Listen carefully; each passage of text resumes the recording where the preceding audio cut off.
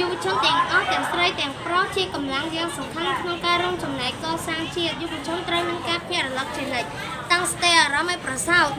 តមមានការសន្តោសនិងសេចក្តីស្មោះត្រង់ការរក្សាសាមគ្គីភាពមិត្តភាពនិងប្រមាថមើលងាយអ្នកដទៃមិនខ្សែគប់ជនអន្តពាកជនពៀលនិងមិនប្រព្រឹត្តល្បែងស៊ីសងពៀលលាជាលក្ខខណ្ឌសម្បត្តិល្អរបស់យុវជនកម្ពុជានៅតាមជនបទស្រែចម្ការនិងនៅតាមរោងចក្រឧស្សាហកម្មនានាយុវកសិករនិងយុវកម្មករខិតខំបញ្ចេញសមត្ថភាពខ្លួន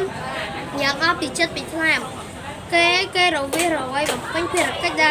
ដែលជាកាតព្វកិច្ចរបស់ខ្លួនមិនស្ទះស្ទើរខិតខំបង្កើតផលិតផលយ៉ាងគ្រប់ឲ្យសម្បូរហូរហៀដើម្បីកសាងសេដ្ឋកិច្ចជាតិឲ្យរីកចម្រើនឆាប់រហ័សទៅសម័យទំនើបនៅតាមអគារសិក្សាយុវជនយុវនិស្សិតខិតខំព្យាយាមរៀនសូត្រសពមុខវិជ្ជាដើម្បីបន្តគំនិតរបស់ខ្លួនឲ្យភ្លឺស្វាងដើម្បីក្លាយជាអ្នកចេះដឹងឬជាអ្នកប្រាជ្ញបណ្ឌិតយ៉ាងស្ទាត់ជំនាញក្នុងពេលអនាគត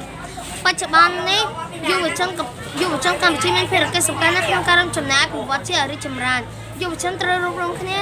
ទាំងកាយវិចារចិត្តដើម្បីលើកស្ទួយអរិយធម៌ជារុងរឿងព្រោះយុវជនជាសេចក្តីសង្ឃឹមរបស់មាតុភូមិយុវជនមិនត្រូវបណ្ដុះជីវិតឲ្យមានតម្លៃរបស់ខ្លួនដែលប្រៀបបាននឹងបុប្ផាកំពុងត្រូវទឹកសន្សាមរីកស្គុះស្គា